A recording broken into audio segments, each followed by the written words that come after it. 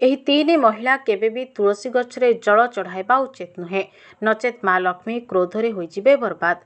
पृथ्वी पृष्ठरे थिबा समस्त वनस्पति मध्यरु तुलसी गछको सर्वोत्तम बोली मनाଯାଏ। प्राचीन ग्रंथ एवं पुराण मानकरे उपकारिता और धार्मिक महत्व संबंधरे अनेक किछि वर्णना करा जाइछे।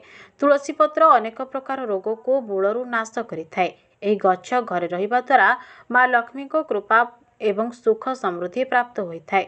तेणु घरे तुलसी पूजनर विधि रहिछे।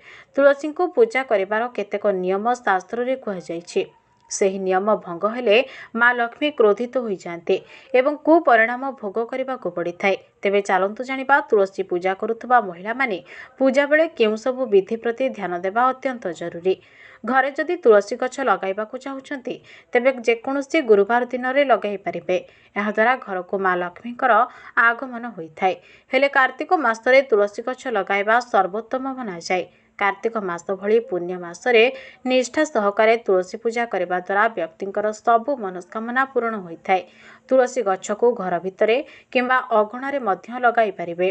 घरर बालकोनी रे मध्य तुलसी गछ लगाई पारिबे। उभय सकाळ एवं संध्यारे तुलसी गछरे पानी चढ़ाई पूजा करबा उचित। यापरे तुलसी चारिपटे परिक्रमा करबा उचित। संध्या समय तुलसी गछ पाखरे संध्या देबा सबुठु शुभ बोली मना जाए। पूजा समय किछि विशेष नियम प्रति ध्यान देबा जरूरी। जेमिति कि तुलसी पत्र को केवल सकाळ समय तोला जाई पारे। प्रभु गणेश और माँ दुर्गा को पूजा जेमिति हेले तुलसी अर्पण करबा उचित। भगवान नारायणकर मध्य तुलसी सबुठु प्रिय होता है। तेणु तांको पूजा मध्य तुलसी पत्र समर्पण करने को भूलंतु नहीं। तुलसी को तोली करी जेते दिन रखिले भी यह केबे भी बासी हुई न थाए। तेणु तुलसी पत्र को बळी जाइथिले याको परदिन पूजा चढ़ाई पारिबे। तामसिक क्रिया करुथबा लोक निज घरे तुलसी गछ लगाइबा उचित नुहे। तुलसी गछ को दक्षिण दिगरे न लगाई उत्तर दिगरे लगाइबा उचित। कारण दक्षिण दिगरे रखा जाइथिबा तुलसी सबुबेले खराब परिणाम देइथाए। महिला मानक मासिक धर्म चालुथबा समय तुलसी गछरे पानी देबा उचित नुहे कि एहाकु छुईबा मध्य वर्जन करा जाइछे। चरित्रहीन महिला माने मध्य तुलसी गछ ठारू दूरे रहिबा भल। सेमाने भूल रे तुलसी गछरे पानी देबाकू बारण करा जाए। दुष्ट एवं कोट प्रकृतिर स्त्री माने मध्य तुलसी गछरे पानी न देबा शास्त्र रे कहा जाइछे।